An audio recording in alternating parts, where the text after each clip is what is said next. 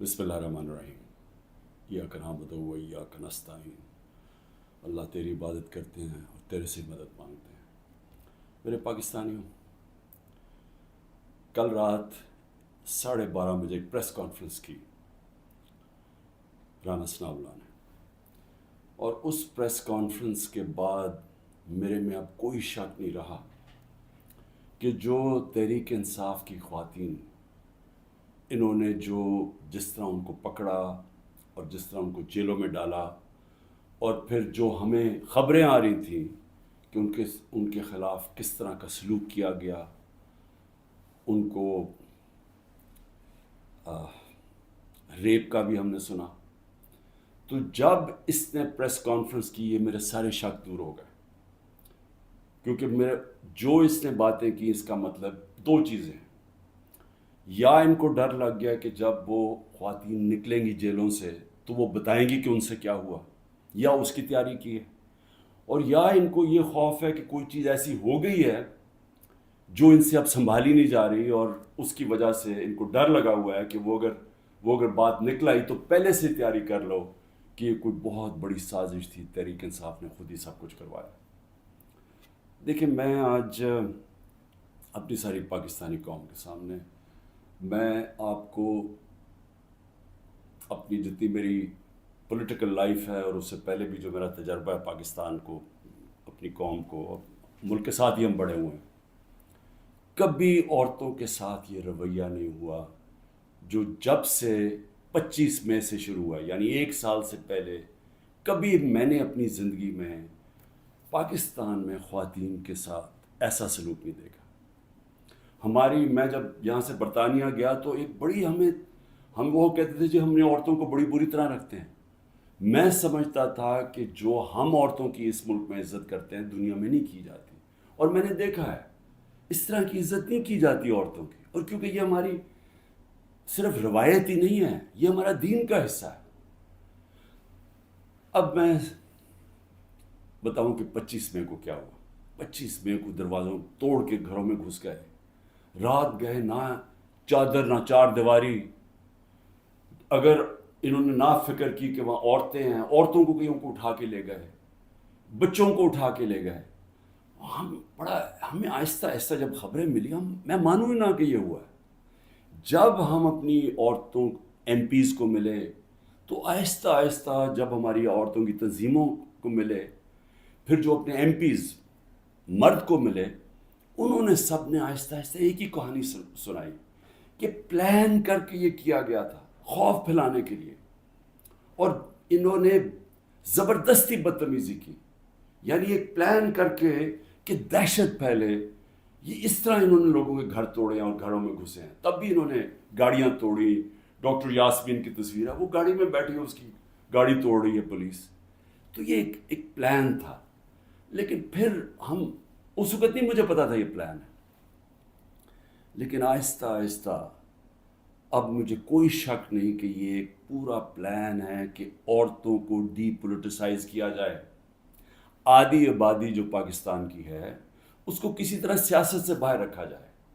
इसको देख के जो मर्द हैं, जो खावंद हैं, जो बाप हैं, जो भाई हैं, वो इतने खौफजदा हो जाएं कि ये औरतों से इतना जुल्म होता है, या औरतों से जिस तरह का ये इन्होंने सलूक किया है जेलों के अंदर, या उससे पहले जब ये पुरअमन एहतजाज कर रही थी, जिस तरह मारा है औरतों को, तो इतना उनको खौफ आ जाए कि वो औरतों को कहें आप घर बैठना है, आपने सियासत में शिरकत नहीं करनी। और इससे बड़ा जुल्म किसी माशरे पे हो ही नहीं सकता कि आप 50% अपनी आबादी को पॉलिटिक्स से बाहर रखते हैं।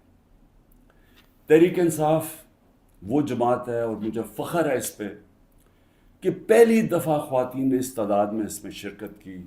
हमारे जलसों में फैमिलीज़ आनी शुरू हुई। कभी पाकिस्तान की तारीख में ऐसे नहीं हुआ। फैमिलीज़, पढ़े लिखे लोग, गरीब से, पर्दादार ख़वातीन से, इंग्लिश मीडियम, हर किस्म की ख़वातीन हमारे जलसों के अंदर आई और शिरकत की, और फिर एक्टिव हुई। और फिर सोशल मीडिया जब आया तो उसके ऊपर एक्टिव हो गई ख़वातीन। तो मैं समझता हूँ कि इससे खुशाइन चीज़ हो ही नहीं सकती एक माशरे में। इसका मतलब कि एक माशरा जाग गया है, और जब एक जागा हुआ माशरा है वही अपने हकूक़ लेता है, वही फिर वही जमहूरियत होती है। جس جمہوریت کے اندر لوگ نکلتے نہیں ووٹ ڈالنے کے لیے، 15-20% ٹرن آؤٹ ہوتا ہے، وہ جمہوریت تو ہوتی نہیں ہے. اس کا مطلب کہ لوگوں کو فرق ہی نہیں پڑتا کون آئے کون جائے، یعنی لوگ ڈی پولیٹیسائز ہو جاتے ہیں. اب ہماری تاریخ کیا ہے؟ پچھلے 60 سالوں کے اندر آدھا وقت فوج نے حکومت کی ہے، آدھا وقت دو خاندانوں نے کیا ہے. اور جب ملٹری ڈکٹیٹرشپ آتی تھی تو اس کی پہلی کوشش ہوتی تھی کہ لوگ ڈی پولیٹیسائز ہو جائیں، کہ پولیٹکس بہت بری چیز ہے، لوگ پولیٹکس سے ہٹ جائیں. اور وہ اس لیے چاہتے تھے کہ جب ایک لوگ ڈی پولیٹیسائز ہو جاتے ہیں تو اس کا مطلب یہ ہوتا ہے کہ ان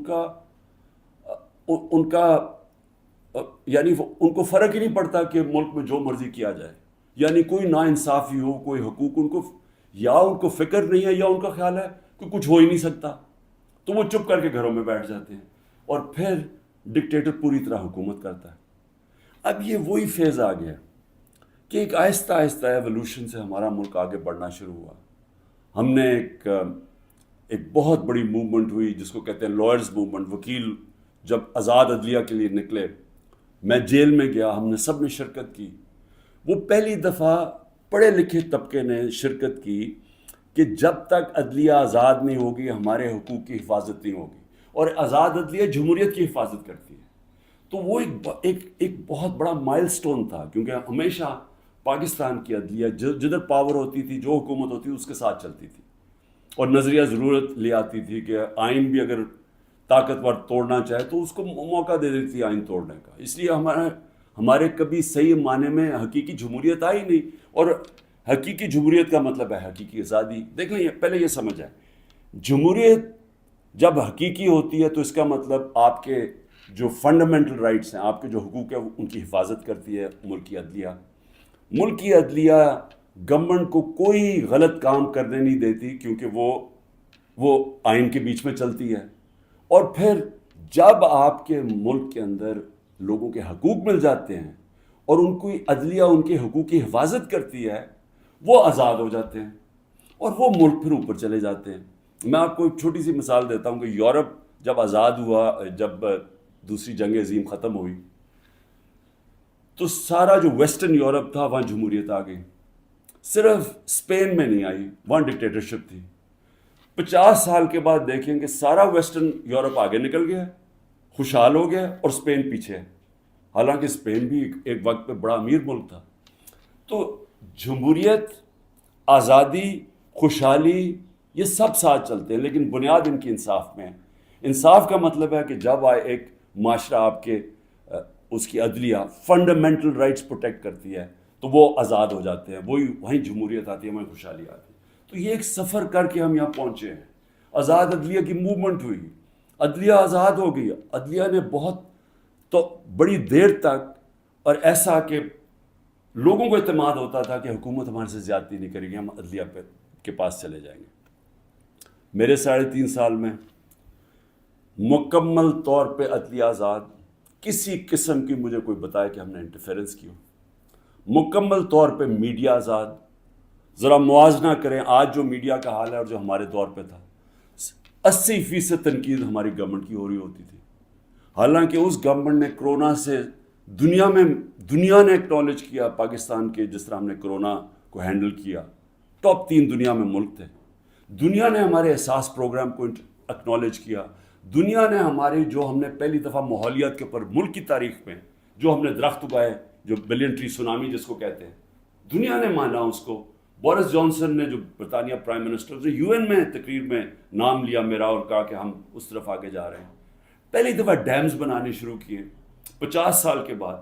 تو وہ حکومت جو اپنے ملک کی اکانومی کو بھی لا کے کھڑا کر دیا، اور 6.1%، کوئی کہتا ہے 5%، یعنی تاریخ کی وہ چند لمحے تھے جب سب سے زیادہ ملک آگے بڑھ رہا تھا. لیکن اس کو تنقید کتنی ہوئی؟ ذرا اٹھا کے دیکھنا اخبار، آپ صرف ٹی وی پروگرامز دیکھ لیں، ہمیں سارا وقت تنقید ہوئی. ہمارے ہاں 3 لانگ مارچز ہوئی. ایک بتائیں کہ کسی کے اوپر کوئی FIR کاٹی، کسی کو کوئی گھروں میں گھس کے کوئی روکنے کی کوشش کی. تو یہ جو ہوا ہمارے ساتھ 25 مارچ کے بعد، یہ پلان کے ہوا تھا. یہ ہماری جمہوریت کو جو جتنا نقصان اب پہنچا ہے، میں جنرل مشرف کی ڈکٹیٹرشپ مجھے یاد ہے، اس طرح کے حالات نہیں تھے وہاں. جنرل مشرف کے دور میں تو میڈیا بھی چل رہا تھا، وہاں تو میں اپوزیشن میں تھا، ہمیں تو کبھی اس طرح کی سختی نہیں ہوئی. تو یہ تو اب وہ جنرل ضیاء کے دور پہ پہنچ گئے ہیں. تو مجھے تو نہیں پتا کہ جنرل ضیاء کے دور میں کس طرح اپوزیشن کو کیا. ہم نے سنا ہے کہ پیپلز پارٹی کے اوپر بڑی سختی تھی، لیکن جو اب ہو رہا ہے یہ تو ہماری ساری جمہوریت کی نگیشن ہو گئی ہے. نہ یہاں فنڈامنٹل رائٹس ہیں، نہ یہاں سپریم کورٹ کے فیصلے مانے جاتے ہیں، نہ کانسٹیٹیوشن کے اوپر جب کانسٹیٹیوشن کہتی ہے 90 دن میں الیکشن، نہ وہ الیکشن ہو رہے ہیں. گورنمنٹ اس کی پرواہ نہیں کرتی. عدالتیں بیل دیتی ہیں، پکڑ کے دوسرے کیس میں اندر ڈال دیتے ہیں. عدالتیں کہتی ہیں ہمیں عمران ریاض کو یہاں لے کے آؤ یا کسی اور کو لے کے آؤ، اس کی پرواہ نہیں کی جاتی. یعنی میڈیا کا جو منہ بند کیا ہوا ہے، جس طرح کے حالات آ جائیں، ٹیلی فون کیے جاتے ہیں، دھمکیاں دی جاتی ہیں. ہمارے جو لوگوں کو اب یہ توڑ رہے ہیں اور جو کہتے ہیں کہ جی میں تحریک انصاف چھوڑا ہوں، میں فوج سے بڑا پیار کرتا ہوں، ذرا ان سے ذرا چپ کر کے بیٹھ کے پوچھیں کہ ان سے کیا کیا ہے. ان کی دھمکیاں دی گئی ہیں کہ تمہاری فیملیز کو نہیں ہم چھوڑیں گے، تمہارے بزنسز ختم کر دیں گے. یہ کب ہوا تھا پاکستان کی تاریخ میں؟ ان کے رشتہ داروں کو پکڑ لیتے ہیں، جو باہر بیٹھے ہوئے پاکستانی، وہ اگر ٹویٹ کر دیں ان کے رشتہ داروں کو پکڑ لیتے ہیں یہاں پاکستان میں، جن کا کوئی تعلق ہی کسی سے نہیں ہے. یعنی جس طرح کی چیزیں اب ہو رہی ہیں، اس کا تو کوئی تصور بھی نہیں کوئی کر سکتا تھا ہوگا. تو جمہوریت تو ختم ہو گئی ہے پاکستان میں. اس لیے میں آج اپنی سپریم کورٹ، اپنے 15 ججز سپریم کورٹ، اپنی ساری قوم کی طرف سے، وہ پارٹی جو اس وقت سب سے بڑی پارٹی ہے پاکستان میں اس کی طرف سے، بلکہ اپنی عوام کی طرف سے میں آپ کو آج اپیل کرتا ہوں کہ سارا ملک اب آپ کی طرف دیکھ رہا ہے. یہ تاریخ یاد رکھے گی آپ کا رول. اب تک ہمیں ایسے نظر آ رہا ہے کہ آپ طاقتور کے سامنے آپ آہستہ آہستہ اپنی پاور کنسیڈ کیے جا رہے ہیں، اپنی آزادی کھوئے جا رہے ہیں. ہمیں نہیں نظر آ رہا کہ آپ سٹینڈ لینے کے قابل ہیں ان طاقتور کے سامنے. کیونکہ جس طرح ہمارے فنڈامنٹل رائٹس ہر روز، میں ہر روز کی اب بات کر رہا ہوں، رات عمر ایوب کے گھر میں گھسے، وہاں سارا دوسری دفعہ گھر میں گھسے، وہ تو چھپا ہوا ہے، اس کا سارا گھر توڑ دیا. شہزاد اکبر وہ انگلینڈ بیٹھا ہوا ہے، اس کا جو بھائی ہے وہ پوری طرح نارمل نہیں ہے، وہ اسپیشل چائلڈ ہے، جس طرح ذل شاہ تھا. رات اس کے گھر میں گھسے، اس کو اٹھا کے لے گئے. یعنی جو ہو رہا ہے ہر روز ہمارے فنڈامنٹل رائٹس کی وائلیشن ہو رہی ہے. اور پھر کوئی اس وقت ہمیں نظر نہیں آ رہا کہ ہمارے کو حفاظت کرنے کے لیے ایک ایسی عدلیہ ہے جو ہمارے رائٹس کو پروٹیکٹ کرے گی. تو میں اس لیے آپ سے اپیل کر رہا ہوں کہ یہ بڑی مشکل سے ہم جمہوریت کا سفر طے کر کے یہاں پہنچے. اس وقت آپ کو سٹینڈ لینا پڑے گا، نہیں تو تاریخ یہ یاد رکھے گی کہ جب قوم کو ضرورت تھی کہ ایک فیشسٹ گورنمنٹ جو بالکل جمہوریت کو رول بیک کر رہی ہے، وہ جب یہ کر رہی تھی تو پاکستان کے سپریم کورٹ نے جمہوریت اور اپنی جو ڈیوٹی تھی، ان کی جو ذمہ داری تھی کہ پاکستان کی جمہوریت، پاکستان کی عوام کے ساتھ کھڑے ہوں، انہوں نے اپنا وہ ذمہ داری پوری نہیں کری. اس لیے میں بڑے رسپیکٹفلی آپ سے آج اپیل کر رہا ہوں کہ سب سے پہلے تو ایک کام کریں کہ ہماری جو عورتیں جیلوں میں ہیں، جنہوں نے صرف اپنا رائٹ تھا، ان کا حق ہے، آئین ان کو حق دیتا ہے پرامن احتجاج کرنے کا، جدھر بھی کر سکتی ہیں. اگر انہوں نے مجھے دیکھا، ہمارے لوگوں نے دیکھا کہ مجھے غیر قانونی طریقے سے اغوا کر کے لے کے جا رہی ہے رینجرز جو پاکستانی فوج ہے، اور لوگوں کو ڈنڈے مارے، مجھے مارا، جس طرح مجھے لے کے جا رہے تھے، تو کیا ان کا حق پرامن احتجاج کرنے کا نہیں تھا؟ اور انہوں نے کدھر احتجاج کرنا تھا؟ GHQ کے سامنے کرنا تھا، جو بھی آرمی جدھر ہوگی ادھر ہی کرنا تھا، کنٹونمنٹ میں کرنا تھا، اور کدھر جا کے وہ احتجاج کرتے. پرامن احتجاج کرنا ان کا حق تھا. جو وہ نہیں کرنا، جس نے بھی کیا ہے اس کے اوپر سخت ایکشن لینا چاہیے. جنہوں نے جلایا، جنہوں نے توڑ پھوڑ کی. میں پہلے دن جب سپریم کورٹ کے چیف جسٹس کے سامنے کہا، مجھے تو پہلی دفعہ پتہ چلا ہوا کیا، میں نے تو تب مذمت کی تھی، اور میں کہا ان کے اوپر ایکشن لو، کیونکہ غیر قانونی چیز کے اوپر ایکشن لو. لیکن اس کی آڑ میں جو ہو رہا ہے، جس طرح یہ ملک کو ساری جمہوریت رول بیک کی جا رہی ہے، ایک پوری پارٹی کو بین کر، سب سے بڑی پارٹی کو پکڑ کے ہر آدمی کو جیلوں میں ڈالا جا رہا ہے. تو یہ پی ٹی آئی کے خلاف نہیں ہے، یہ جمہوریت کے خلاف ایکشن ہو رہا ہے، یہ ملک کی آزادی کے خلاف ہو رہا ہے. یہ تو ہمیں غلام بنایا جا رہا ہے، کہ ہمیں طاقت کا غلام بنایا جا رہا ہے. ہمیں یہ قانون کی حکمرانی نہیں ہے، اب یہ طاقت کی حکمرانی آ گئی ہے، یہ جنگل کا قانون ہے. تو آپ کو نمبر 1 وہ عورتیں جنہوں نے کسی جلاؤ گھراؤ میں نہیں تھیں، صرف وہ اپنا جو ان کا حق ہے، آئین حق دیتا ہے پرامن احتجاج کا، اس کی وجہ سے جیلوں میں ہیں. اور میں آپ کو بتا رہا ہوں کہ ان کے اوپر زیادتیاں ہو رہی ہیں، ہر کے نہیں. میں نے اڈیالہ جیل سے نہیں سنا کہ عورتوں سے زیادتی ہوئی، صرف ان کی کنڈیشنز بری ہیں جس طرح ان کو ٹھہرایا ہوا ہے، لیکن اور جگہ سے خبریں آ رہی ہیں. تو میں سب سے پہلے آپ سے ریکویسٹ کرتا ہوں، سو موٹو ایکشن لے کے ان کو تو باہر نکالیں. دوسرا، جوڈیشل انکوائری کریں، بھئی پتہ تو چلائیں کہ کس نے یہ جلاؤ گھرائی کیا ہے. ساری دنیا کے اندر اگر کوئی انسیڈنٹ ہوتا ہے، اس کے اوپر کوئی ایک انڈیپینڈنٹ انکوائری ہوتی ہے. گورنمنٹ نے تو سیدھا الزام لگا دیا ہے، کیونکہ یہ تو پہلے سے تیاری کر کے بیٹھے ہوئے تھے. ان کی تو پہلے سٹیٹمنٹ سن رہے ہیں کہ انتظار میں بیٹھے ہوئے تھے کوئی موقع ملے کہ تحریک انصاف کو کسی طرح میچ سے باہر نکالا جائے، کیونکہ میچ یہ کھیل ہی نہیں سکتے. لیکن عدلیہ کا تو کام ہے کہ کم از کم اس کے اوپر ایک انویسٹیگیشن تو کروائیں، پتہ تو چلوائیں کہ کون ذمہ دار ہے اس کا. اور آپ کی پوری مدد کریں گے ہم، جو ذمہ دار ہے میں آپ کو کہوں گا ان کو سزائیں دو. لیکن ساتھ ساتھ ہمارے مطابق 25 لوگ شہید کیے گئے، سیدھی گولیاں مار کے مارا گیا.